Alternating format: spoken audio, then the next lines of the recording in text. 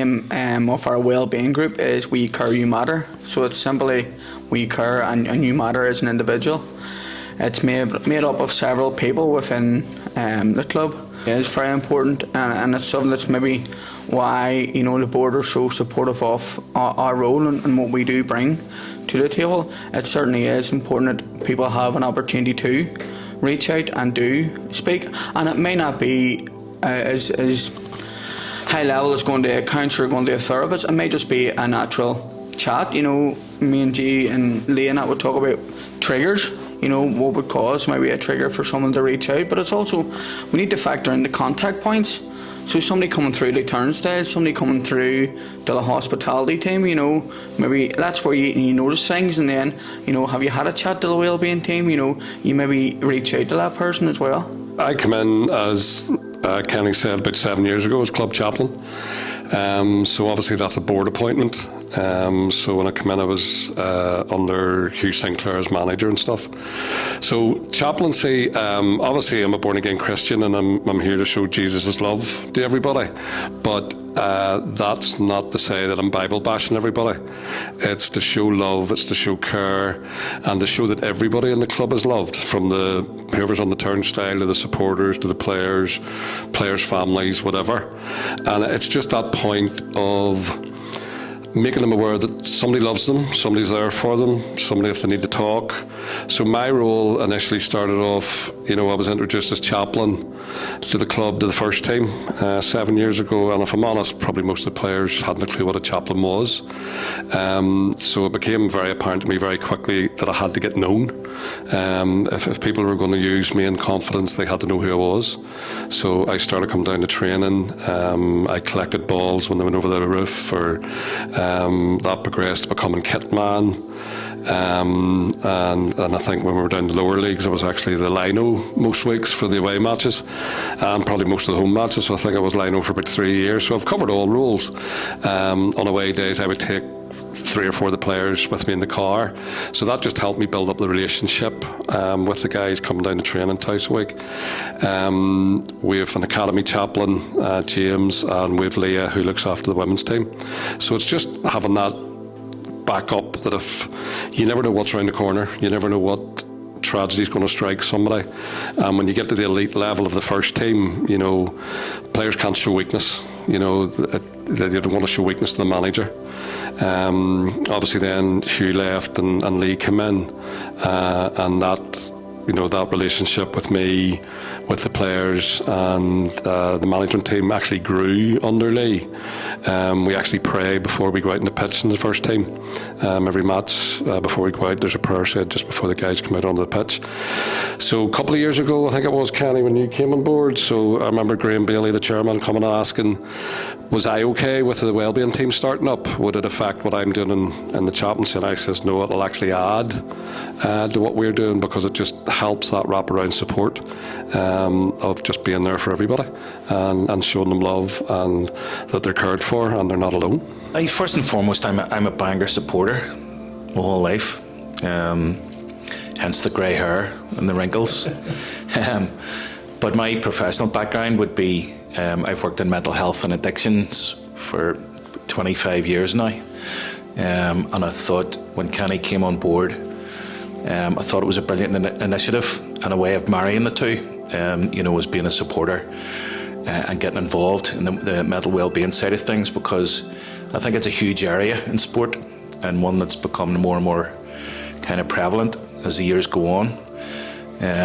It doesn't matter how talented you are, how big a house you have, you see players at the highest level in world football have mental health issues as well, so it's not about what happens on the pitch, it's what happens off the pitch as well. And I thought, I want to support Kenny and get the wee team up and running, and we're still evolving. I think we're still kind of, we get together and we try and come up with ideas, and if that doesn't work, we'll try something else. But I think I think we're ahead of the game in Irish League football, I think, with this initiative. And I think the lads are doing brilliant work behind the scenes. A lot of people don't know what the good work that goes on behind the scenes, and that's continuing to move forward and stuff. And we're here to try and help and support all aspects of the club, you know, from the first team right down to the kids teams. Supporters, anybody connected with the club, you know, and we want to be part of the community as well. So it's a kind of a bigger picture, you know, and it's just happy to be involved in whatever capacity, you know, if I can give advice or signpost or help Kenny or G in any way, like I'm here. Well, I think it's unique in what we've got here, because although we're a football club, we're primarily about people, and not just local people. We've got people coming from as far away as Belfast to our matches, and I suppose my presence within this group is to show the commitment that the board has placed in the team here in reaching out to people. And I think Lee made a very important observation there. It's not just about the players and the trainers and the coaches. It's about the community as well. It's about reaching out to them if they are in need. We joined the walking football that started off about 10, 12 years ago here, England and across Europe. It's massive, and it's generally speaking for over 50s, over 60s, over 70s, and maybe ladies teams of over 45. We would have about 20 players every week playing, and we would have over 30 odd players on our books. And outside of the football, we try to do a few activities, i.e. Donegal walk and told all the history of Donegal. We've done karaoke nights, and we've raised a lot of money for Marie Curie from the various people in the team. Peter here does work and try to help everybody, and we've grown the thing that there's 30 boys are doing activity that they would never have done, and never had the pleasure of having to go into a coffee room after a football game and have a bit of banter and crack, and Bangor have give us this opportunity to use this facility, and that's a great buzz for some of them that have been always behind the fence, just watching football, watching Glentoran Olympic. So it has helped a number of people in our group, and we wouldn't mind growing that group, because this here club has lots of ex-footballers or lots of people who would like to play.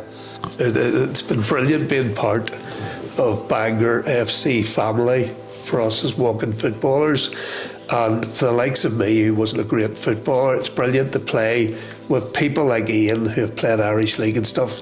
So it's for all standards, and age-wise it's anyone from 50, and I think we have the oldest active footballer in Northern Ireland, who's 85. He's 86 this November, and he played for Bangor FC, I think, 1957. So he's very active. We play every Friday here, and anyone is welcome to come along. Bangor FC has made us all most welcome. We go up, as Ian said, we go up afterwards, get tea and coffee, and criticise those who weren't able to score and stuff, which is usually me. But we have all a great time. Bangor have just seemed to go up from where we've been here, so they're top of the league. Hopefully they'll go up into the Premier League. And I mean, Bangor FC allowed us to come to one of their matches there against Dundalk. There was a number of people, and it was more a social event as well, and thankfully they beat Dundalk on the night, which Ian played for both teams, so not sure how he felt, but you know, those things. So it's brilliant to see Bangor FC, and hopefully in the Premiership next season. How can they find you guys? How can they reach out? Well, you can certainly come to one of the games for a start. You can email us at wellbeing@bangorfc.com. You can also go onto our website, www.bangorfc.com, and contact us. Come along, more than welcome. We're always looking to expand the group as well. In terms of skill set, but you just look at the sort of literature as well. With the opportunity, with great support from Sports Mental Health NI, who helped us develop the boards and actually provided them as well. We'll get the changing rooms done up, because that's a big thing with the first team. G alluded to was the pressures of players. So if they are here, you know, they have the support network they can call on, because being in a changing room environment, it's not so easy to speak up, you know, and it's also about changing the culture within the club community, but we also have to congratulate where we've got to as well, because sometimes we can be narrow-minded and focused, where we need to step back and say, whoa, look at what we have here. That's brilliant. Can I just add something? Yeah. Just, if you wouldn't mind. Just that Ian's a perfect example of once part of the club, forever part of the club. Ian played for us many years ago. Hope you don't mind me saying. But he still has a connection to the club as an ex-player. Peter's an example of member of the community getting involved with the club now. And Kenny, I hope Kenny doesn't mind me saying, but Kenny supports another Irish League team, or he used to. But since he's come on board in his role here, I hope you don't mind me saying, he's fallen in love with Bangor FC. Yeah. And I think he's a proper supporter now of the club. This man here, since he came on board, the work this man does behind the scenes is unbelievable, phenomenal.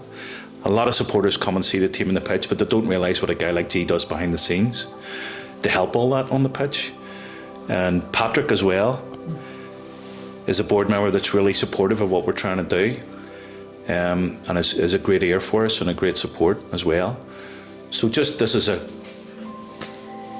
eclectic mix of people that are connected to the club in various ways, and we're all grateful for that.